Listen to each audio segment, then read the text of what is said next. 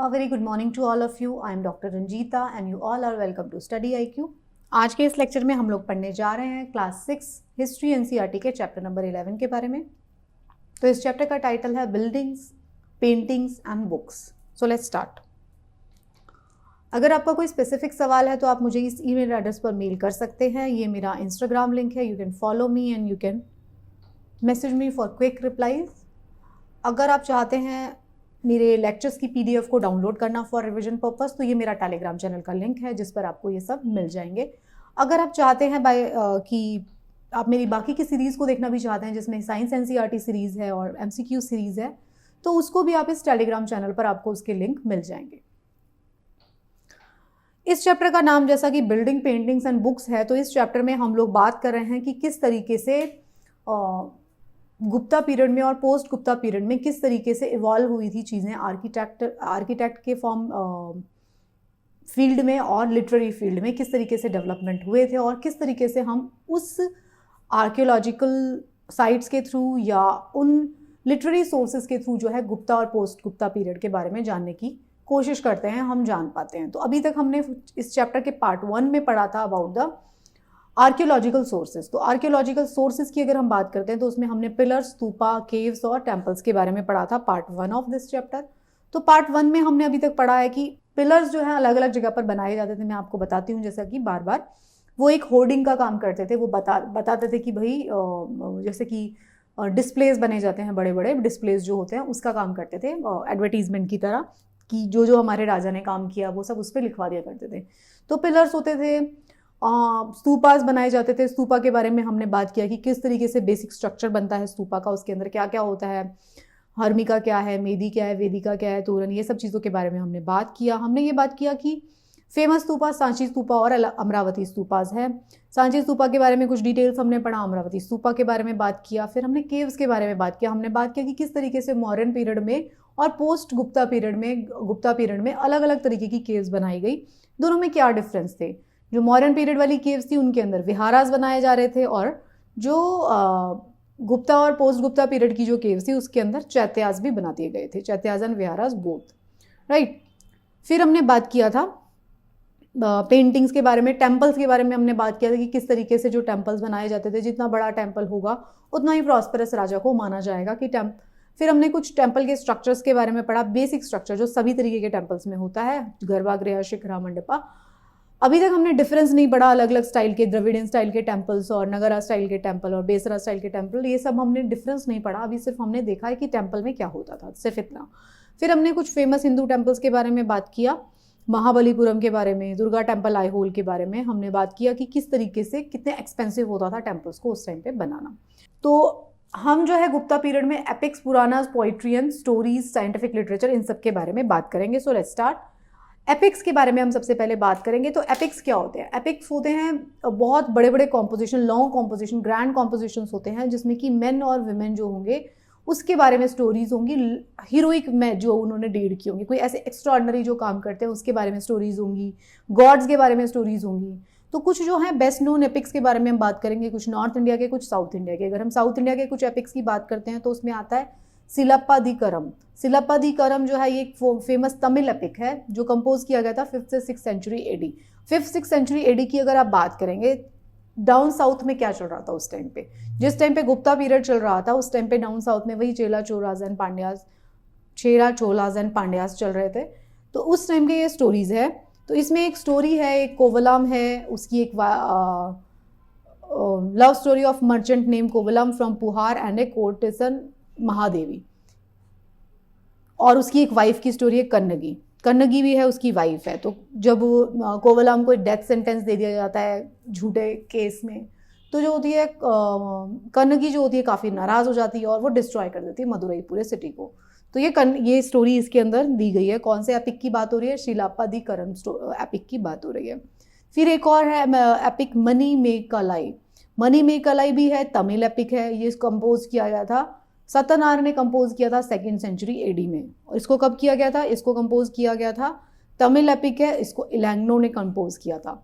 इलैंग्नो ने कंपोज किया था सिलप्पादिकरम को 5th से 6th सेंचुरी एडी में। नेक्स्ट एपिक है मणिमेकालाई, उसको किया गया था सत्यनारायण ने, जो सेकेंड वो उससे पहले लिखा गया था। तो ये जो था ये क्या डिस्क्राइब करता है, describe the story of daughter of Kovalam and Madhavi. Madhavi और कोवलम जो है, माधवी कौन थी, जो उसकी लवर थी, वाइफ नहीं थी, उसकी डॉटर के बारे में स्टोरी है। फिर एक एपिक है जिसको हम पढ़ते हैं, महाभारत और रामायण, ये हमारे बड़े बड़े एपिक्स हैं। नॉर्थ इंडिया के महाभारत की अगर हम बात करते हैं, मतलब नॉर्थ इंडिया नहीं, ये पूरे इंडिया में ही फेमस है महाभारत रामायण दोनों। तो ये एक संस्कृत एपिक था, written down by Ved Vyas ने लिखा था इसको फाइनल फॉर्म में। It is completed by first century, first century में ये कंप्लीट हो गया था with the central core Bharata consisting of 24,000 verses dating back to 6th century BC. तो ये किस पीरियड की बात कर रहा था, ये 24,000 वर्सेस जो लिखे गए थे वो 6th सेंचुरी बीसी के बारे में बात कर रहा था। लिखा कब गया है, लिखा वेद व्यास द्वारा गया है, जो उसकी फाइनल कॉम्पोजिशन बताते हैं कि फर्स्ट सेंचुरी के आसपास होती है। Some parts possibly dating back as far as 8th century BC, कुछ 8th सेंचुरी बीसी के भी पार्ट है जो कि इसमें लिखे गए हैं। It is about war fought between Kauravas and Pandavas. This war was to gain control over the throne of Kurus and their capital Hastinapur. देखिए कुरु के बारे में हमने पढ़ा था जब हमने बात किया था, 4 फेमस ट्राइब्स थे, भारता, पुरु, मत्स्य। तो पुरुष जो थे उसमें से काफ़ी इन्होंने इनको वो दिया था, काफ़ी ज़्यादा लड़ाई हुई थी, तो ये काफ़ी पावरफुल थे। तो लास्ट में भारता ने क्या किया था, भारता और पुरुष मिलके कुरुज बन गए थे। तो ये वो वाली बात हो रही है, राइट। रामायण जो है दूसरे एपिक की बात है, ये भी महाभारता जस्ट लाइक महाभारता, ये भी संस्कृत में लिखा गया एपिक है जिसको लिखा था वाल्मीकि ने। 1500 से 500 बीसी के बिटवीन का टाइम पीरियड है। It was an old story that was written down between 1500 से 500 बीसी के आसपास लिखी गई ये स्टोरी मानी जाती है। तो वाल्मीकि जी जो है it's recognise as the author of the Sanskrit Ramayana. It is about Rama, prince of Kosala and who was sent to exile. ये सारी स्टोरी आप जानते हैं। तो ये जो हैं बड़े बड़े एपिक्स हैं महाभारत, रामायण। और साउथ इंडिया की अगर बात करते हैं तो मीनामिकलाई और सिलापदिकरम जो है वो वाले एपिक लिखे गए थे उस टाइम पे। तो एपिक क्या होते थे, एपिक बहुत लॉन्ग ग्रैंड स्टोरीज होते थे।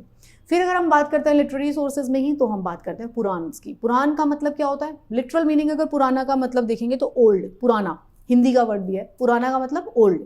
तो पुराना के अंदर क्या है, contain stories about gods and goddesses such as Vishnu, Shiva, Durga, Parvati, इन सब की स्टोरीज होती हैं पुराण में। इसके अंदर और क्या होते हैं, details about how they were to be worshipped. अब ये सोचिए ये वैदिक टाइम पीरियड वाले उनकी बात है, ठीक है, वेदों के बाद पुराण लिखे गए थे। तो ये जो पुराण में अगर आप बात करेंगे तो इसमें फिर से रिचुअल्स दिए गए हैं, क्या बताया गया इसमें कि किस तरीके से वर्शिप करना है भगवानों की। बिसाइड्स और क्या है, account about the creation of world and about Kings, किस तरीके से हमारे सृष्टि की रचना हुई ये भी लिखा गया है उसमें। Puranas were written in simple Sanskrit words, they were meant to be heard by everyone including women Shudras who were not allowed to study Vedas.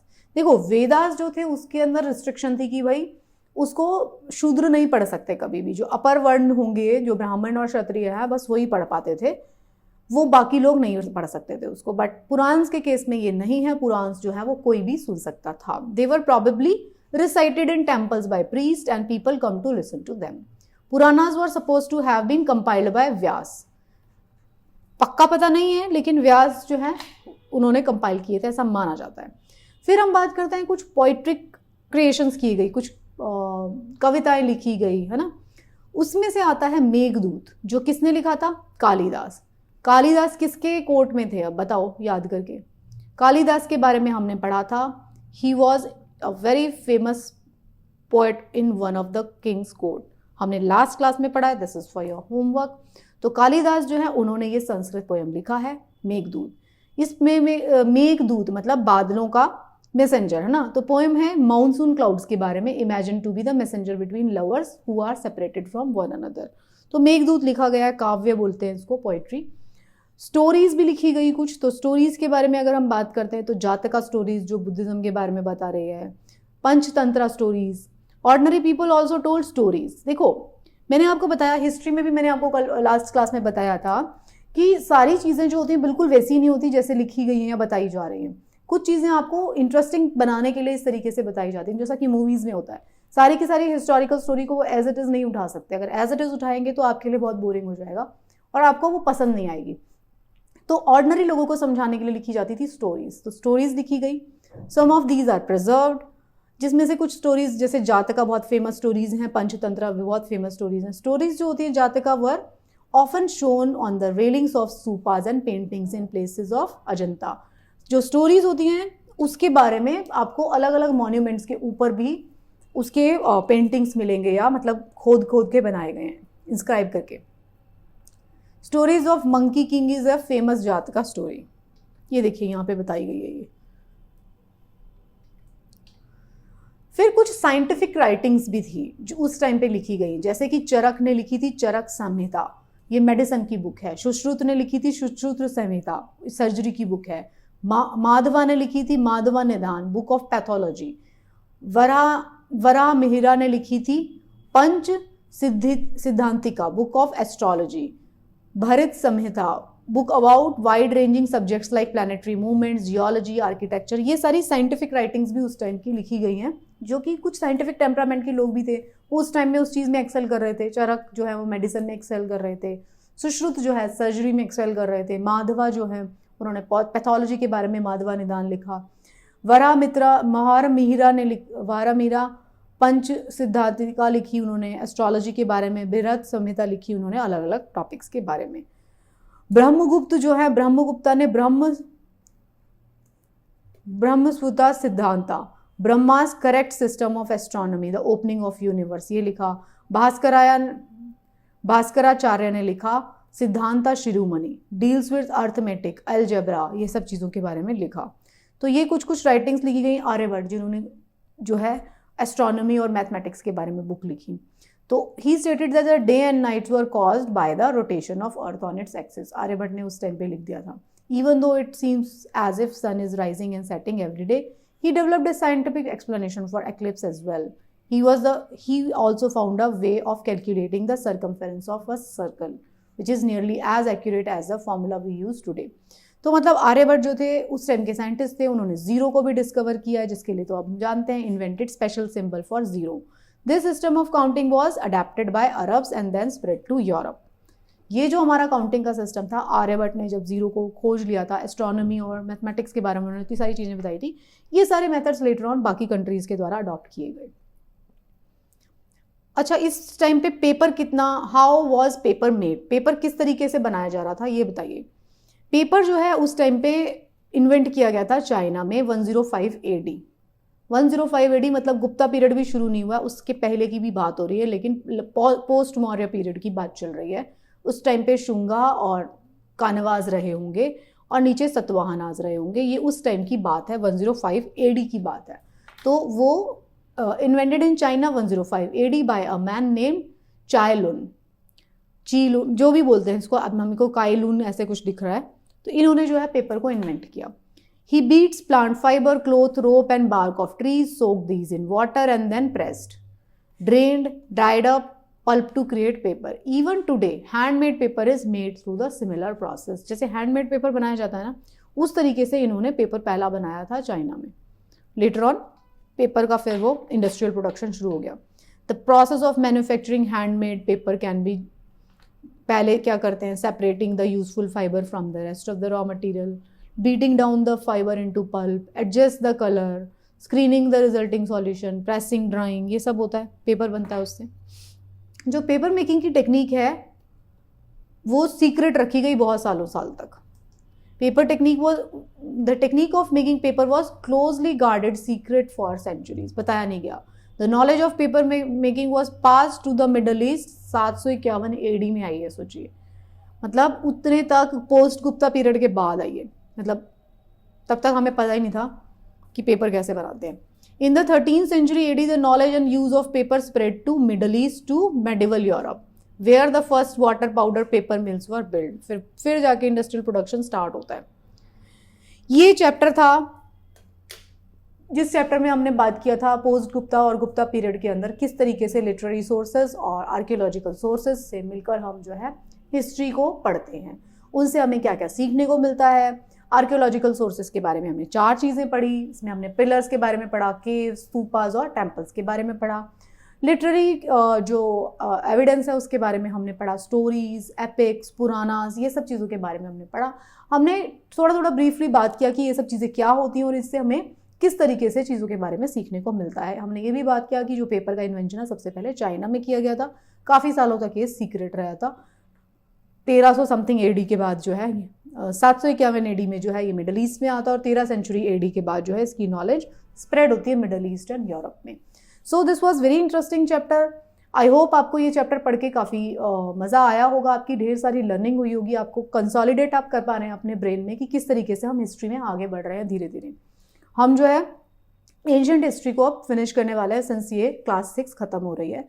इसके जो बाद वाले पीरियड आएंगे, मतलब 700-900 एडी के बाद वाला जो पीरियड है, उसमें फिर हम धीरे धीरे मेडिवल एज में एंटर कर रहे हैं। तो ये आप, आई होप आपको एंशिएंट हिस्ट्री के बारे में एक ब्रीफ आइडिया लग गया होगा, आपके दिमाग में एक फ्रेमवर्क सेट हो गया होगा। कौन कौन से, अगर हम इंडिया की बात करें या इंडियन सब कॉन्टिनेंट की बात करें, तो कौन कौन से मेजर किंगडम्स आए, उनके कौन कौन से किंग्स थे, उसके बाद जब वो मेजर एक किंगडम जाता था तो छोटे छोटे किंगडम्स उसको ओवरटेक करते थे, किस तरीके से पॉलिटी चेंज होती है, किस तरीके से रिलीजन चेंज होता है, किस तरीके से हमारा लाइवलीहुड चेंज होता है धीरे धीरे। ये सारी चीज़ें आपको समझ में आई होंगी। So thank you so much, पढ़ते रहिए and best of luck for your preparation.